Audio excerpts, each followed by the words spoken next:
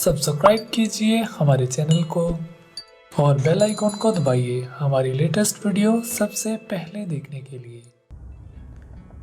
Hello friends, I am Dr. Manish Prakash, Senior ENT Consultant and Head and Neck Cancer Surgeon at Meom Hospital, Gurgaon. आज हम आप लोगों से बातचीत करेंगे नेज़ल ऑपरेशन के बाद सावधानियों के बारे में। नोज़ का ऑपरेशन अक्सर ऐसी प्रॉब्लम्स के लिए किया जाता है जैसे नाक की हड्डी टेढ़ा होना, नाक में मांस बढ़ जाना, नाक में पॉलिप बन जाना या साइनसेस में ब्लॉकेज हो जाना। इस ऑपरेशन को हम लोग एंडोस्कोपिक साइनस सर्जरी कहते हैं और नाक की हड्डी जो टेढ़ी होती है उस ऑपरेशन को सीधा करने को सेप्टोप्लास्टी कहते हैं। नाक के अंदर के मांस को बढ़ जाने के ऑपरेशन को हम लोग टर्बिनोप्लास्टी कहते हैं और ये तीनों ऑपरेशन कई बार एक साथ समस्त ऑपरेशन किए जाते हैं एक ही टाइम पे। कई बार ये अलग अलग समय पे भी किए जाते हैं। इन सारे ऑपरेशंस के बाद हमें कुछ सावधानियां बरतने की ज़रूरत होती है। इन ऑपरेशन के बाद अक्सर नाक में एक फोम का पीस या फिर पट्टी रखी जाती है जिसको नेज़ल पैकिंग कहते हैं। आमतौर पे इस पैकिंग को अगले दिन हॉस्पिटल में डिस्चार्ज से पहले निकाल दिया जाता है जिससे आपका नाक खुल जाता है और आप नाक से सांस ले सकते हैं।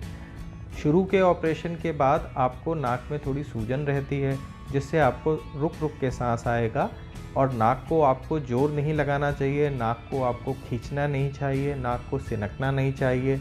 ऐसा करने से जो अंदर घाव होता है उससे ब्लीडिंग हो सकती है और वो ब्लीडिंग कई बार तेज़ हो सकती है। इसके साथ साथ आपको डिस्चार्ज के समय पे कुछ दवाइयाँ दी जाएंगी जैसे कि एंटीबायोटिक्स होंगे, दर्द की दवाइयाँ होंगी, कुछ एलर्जी की दवाइयाँ होंगी और नाक में कुछ डालने के लिए सलाइन स्प्रेज दिए जाएंगे।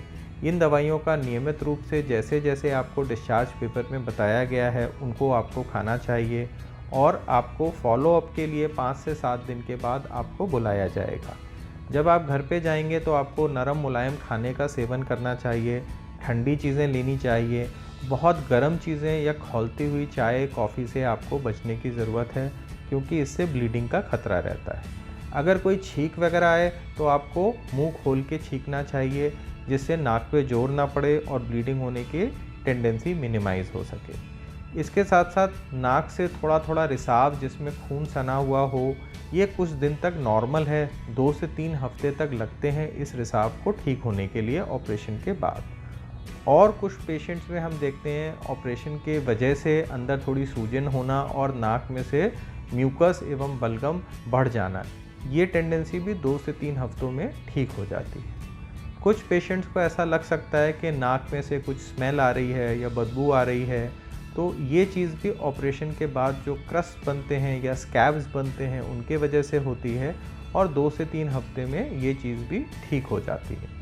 ऑपरेशन के बाद हम लोग आपको 5 से 7 दिन के बाद फॉलोअप के लिए बुलाते हैं जिसमें से नाक की क्लीनिंग करी जाती है जो कि ओपीडी बेसिस पे हो जाती है और कभी कभी हम लोग एंडोस्कोपिक क्लीनिंग भी करते हैं जिसमें नाक के अंदर के जो स्कैब्स होते हैं या क्रस्ट होते हैं उनको क्लीन कर देते हैं जिससे आप बेहतर तरीके से सांस ले सकें और आपके अंदर का म्यूकस वगैरह रुके नहीं और कोई इन्फेक्शन का खतरा नहीं रहे। इसके साथ साथ हम आपको ये भी हिदायत देते हैं कि ऐसे धूल वाली जगह, मिट्टी वाली जगह, धुएँ वाली जगह जाने से बचें।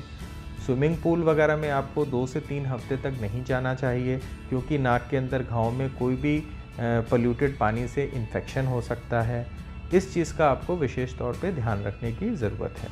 इसके साथ साथ आपको धूम्रपान एवं अल्कोहल वगैरह से बचने की ज़रूरत है और आपको हवाई यात्रा में कोई परेशानी नहीं हो इसके लिए आपको नाक में कुछ ड्रॉप्स डालने की ज़रूरत है अगर आप हवाई जहाज़ में जाना चाहते हैं।